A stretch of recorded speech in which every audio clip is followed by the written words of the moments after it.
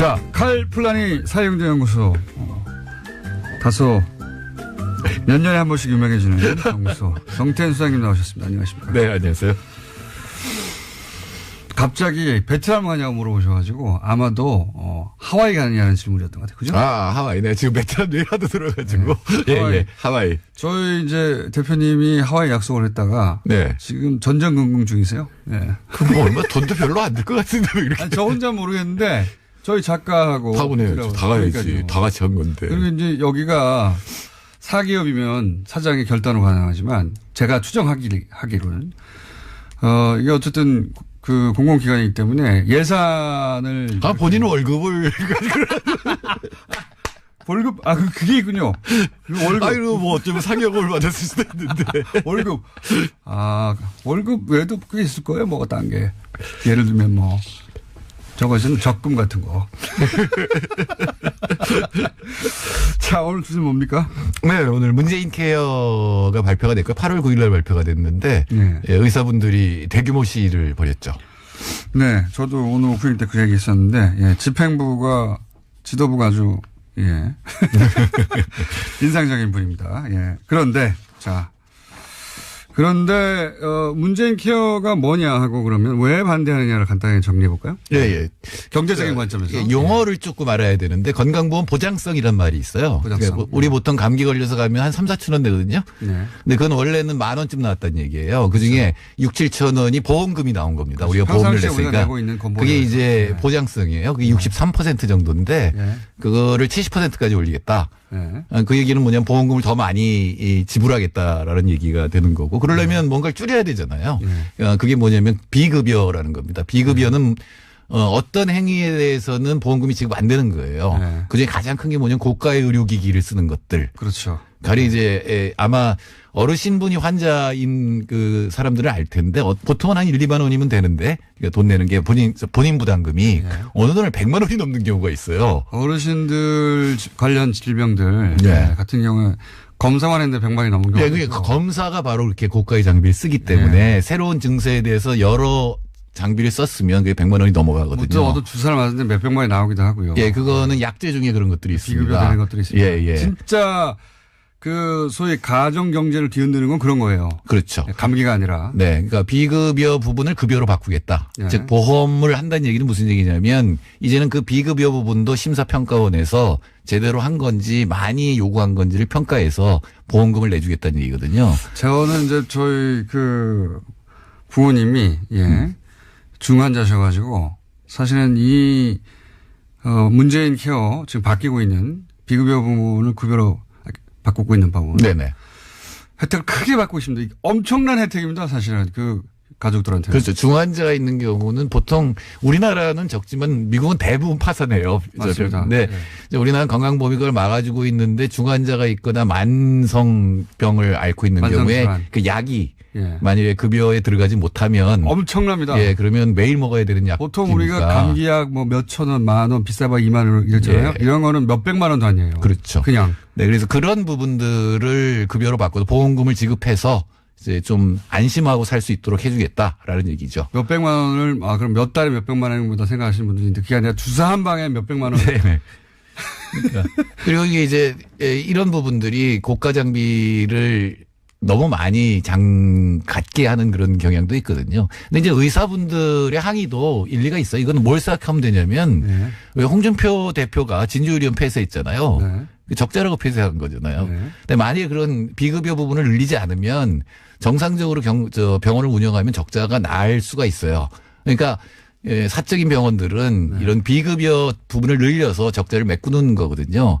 근데 이제 비급여를 없애면 이제 병원이 적자가 된다. 그렇죠. 이런 얘기죠. 병원 입장에서는 이제 이 수가, 의료 수가, 결국은 이제 건보에서 얼마나 주느냐. 네네.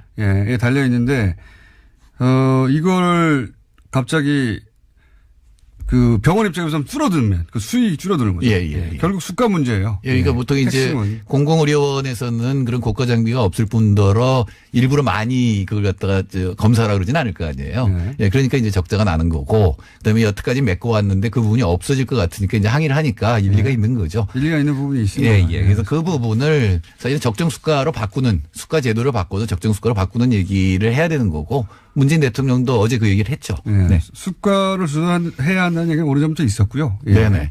그러니까 이게 이제 병원 입장에서는 그 보장해주는 급여 부분에 손해낸 거를 비급여 쪽에서 우리가 보전했었는데 이것도 줄여버리면 우리가 어떻게 하란 말이냐 이런 얘기거든요. 네네. 간단하게 말해서 수가 문제입니다. 수가, 수익 또는 뭐 개개인 의사 개개인을 보자면 생존권의 문제 뭐 이런 걸로 바라봐서 사실은 정부하고 협상을 하고 조절해야 되는 부분이 맞긴 맞아요. 예. 예를 들어서 그 현장 집회에서의 집행부가 이상한 이력이 있다든가 요것도 별개의 문제래요. 예, 근데 단순히 이제 수가를 이제 올리긴 올려야 되는데 그거로 해결될 문제만은 아닌 것이 요즘은 마을 의원에 가지를 않잖아요. 네. 그러니까 바로 거기서 이제 이 뭐 증명서 같은 거 받아가지고 바로 이제 대형 병원으로 가잖아요. 그건 사실은 마을에 있는 의원들의 기능이 없어졌다는 얘기거든요. 그러니까 대형 병원 입장에서는 굉장히 환자가 많아질 수밖에 없고 그게 이제 불친절하고 짧은 의료 행위를 하게 되니까 사실 마을 의원을 살리는 거 굉장히 중요하거든요. 네. 그래서 마을 의원을 살리는 방법이 여러 가지가 있을 텐데 이제 그 의사들의 주장 중에 하나가 이렇게 다 보험으로 처리해 주면 전부 다 대학병원으로 온다 이거죠. 한마디로. 네, 그럴 수도 있죠. 예. 네, 그럴 가능성도 있고 왜냐하면 너무 비싸서 못 가던 건데 싸지니까 이제 마을 의원 안 간다는 건데 뭐 그것 때문은 아닐 것 같고요. 그거가 이제 의료 전달 체계라고 전문 용어로 표현합니다. 별거 다 하시네. 잡지식은 깊이가 없어서 그렇죠. 알쓸신잡보다 많이 하시는 것 같은데. 내가 알쓸신잡을 자주 보진 않지만 한 번씩 보면 저 정도는 나도 할 수 있는데. 그렇죠. 네. 총수도 할 수 너 있죠. 부족한데 저거는. 그래서 방법 중에 하나가 이런 거죠. 영국의 경우에는 영국에 가면 외국인도 이 의원을 하나 지정하게 돼 있어요. 거기서 프랙티셔너라고 하는데 그리고 그게 주치의가 됩니다. 근데 이 주치의는 자기 의원에 등록한 환자 수에 따라서 수가를 받아요. 이걸 두당 수가제라고 합니다.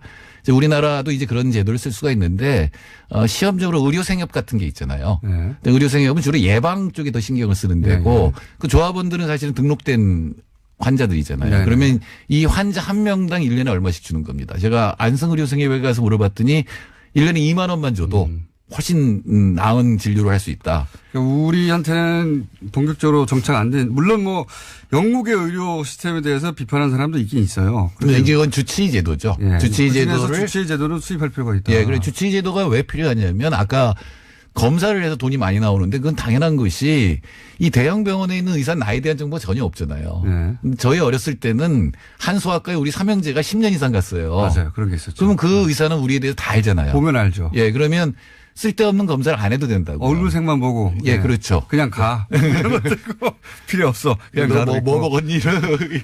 그러니까 그런 어떤 정보들이 대형 병원으로 연결되게 하려면 그러니까 신뢰받는 마을 주치의 제도 이런 것들이 보완이 돼야 되겠죠. 저는 의사들이 숙강 문제를 가지고 이제 이렇게 집단 행동을 하는 것에 대해서 의사들이 어차피 그 돈도 많이 버는 최상위 수익 계층인데 이런 거 하면 되느냐? 저는 그건 아니라고 보고요. 그 권리는 있는데,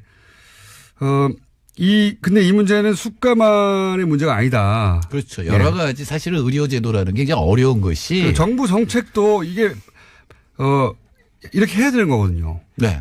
맞습니다. 그러니까 여러 가지를 다 고쳐야 돼요. 그러니까 의료제도는 그 에로우라고 하는 유명한 경제학자가 시장 실패가 다 겹쳐 있다. 왜냐하면은 정보의 비대칭성. 의사는 알지만 환자는 몰라요. 맞아요. 의사가 하라는 걸 환자가 거부할 수가 없어요. 소비자 선택이 없어요. 저 검사는 지금 단계에서는 불필요한 검사 아닙니까?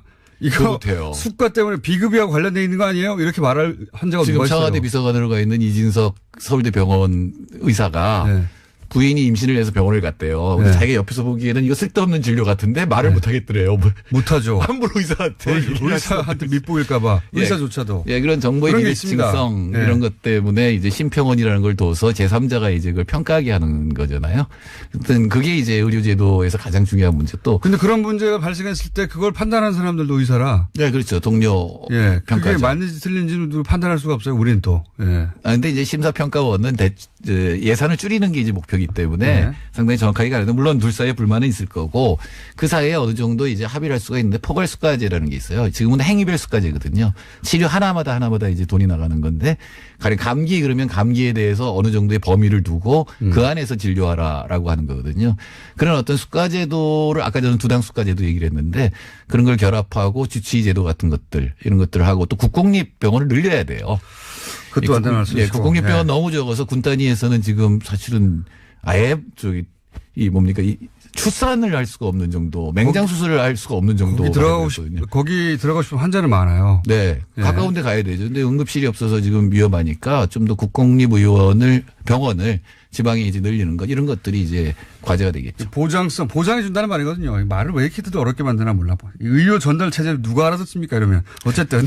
근데 총수는 다 알아요. 대단한 겁니다. 이런 보장성을 높이는 것도 당연히 필요한 겁니다. 네, 지금 이제 사실은 정말. 진보 쪽에서는 불만인 것이 대통령이 후보 시절에 80% 한다 그랬거든요. 70%가 갔으니까. 그러니까요.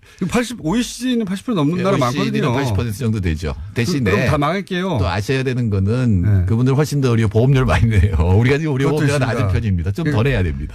의료 보험료 조정해야 되고 수가도 조정해야 되고 보장성도 높여야 되고 그다음 말씀하신 새로운 주치제도나 새로운 제도 들여와야 되고 사실은 종합적으로 할 게 되게 많아요. 네. 이제는 의사분들하고 공무원도 있고 그다음에 시민들이 있잖아요. 환자들. 이분들이 모여서 가장 적합한 방법이 뭘까를 좀 토론하고 합의점을 찾아야 될 때가 된 거죠. 저도 의사협회가 정치적 압박을 하는 것도 중요한데 또 한편으로는 테이블에 앉아서 이걸 본격적으로 의논을 해야 한다. 그런 생각이 듭니다. 그런 타이밍이다.